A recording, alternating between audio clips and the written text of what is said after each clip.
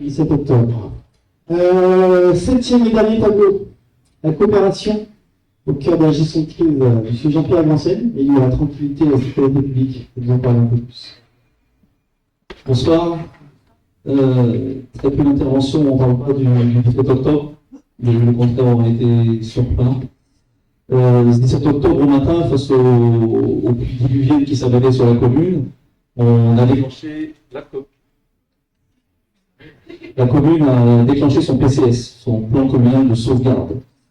Dans des circonstances exceptionnelles comme celle-là, il s'agit pour la collectivité d'organiser le soutien aux habitants par la coopération avec les services de secours, sans interférer avec eux, mais aussi dans notre organisation interne. Dans l'urgence, chacun doit sortir de son rôle au quotidien pour accomplir d'autres missions urgentes. Au préalable, la commune avait mis à jour son plan communal de sauvegarde en 2021 et testé en situation réelle d'exercice en 2022 avec l'IRMA, l'Institut des risques majeurs de Grenoble, sur un scénario qui n'était pas connu d'avance. Et ça nous a permis, en situation réelle, d'affecter assez rapidement et dans le calme les missions prioritaires à chaque agent, à chaque élu, pour sécuriser les voiries, pour agir de manière coordonnée avec les services de secours, pompiers et gendarmerie, que je tiens une nouvelle fois ce soir à saluer, pour accueillir, réconforter, aider au déplacement des particuliers et des pensionnaires des EHPAD, en soutien des personnels de l'hôpital de Pélussin, pour informer au fur et à mesure les habitants, les établissements recevant du public, et aussi pour répondre à l'inquiétude des familles absentes du territoire et inquiètes. Mais que se passe-t-il? Cette journée fut, pour nous aussi, très intense, mais ordonnée. Tout n'a pas été parfait, mais chacune a pu et a su se rendre utile, et c'était l'objectif.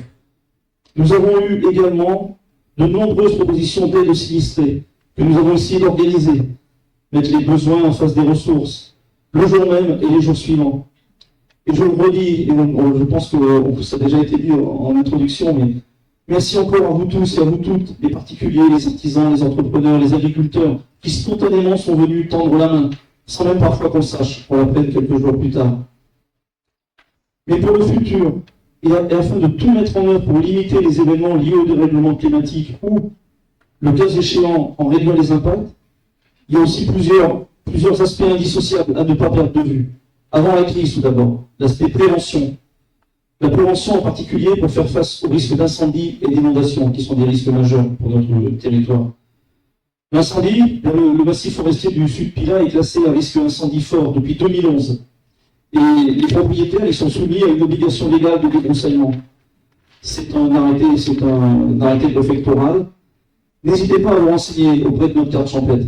Beaucoup de choses se jouent dans la prévention. En ce qui concerne l'inondation, eh bien, on fait de la prévention en limitant l'artificialisation des sols, en entretenant les fossés, les bords de ruisseaux, en protégeant les, etc. Mais avant la crise, il y a la prévention, mais il y a aussi l'entraînement. L'entraînement en situation d'urgence, quelle qu'elle soit, au sein de la collectivité, mais aussi dans les établissements recevant du public, et pour chaque habitant, en s'appropriant les consignes à respecter. Après la crise, bien sûr, il faut continuer à soutenir et accompagner les sinistrés dans les démarches complètes d'indemnisation, mais aussi en tirer des enseignements, mettre à jour les procédures, former les nouveaux arrivants. Et c'est ce que nous sommes en train de faire en ce moment dans la mairie.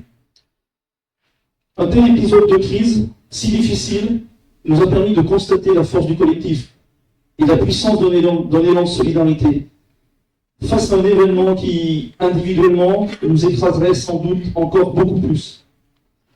C'est une leçon pour l'avenir. Je vous remercie de votre écoute.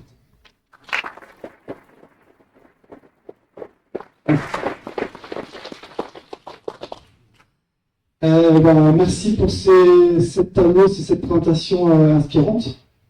Des marqueurs plus ou moins visibles d'une coopération qui est réelle et qui est effective entre les habitants, des agents et des élus. On va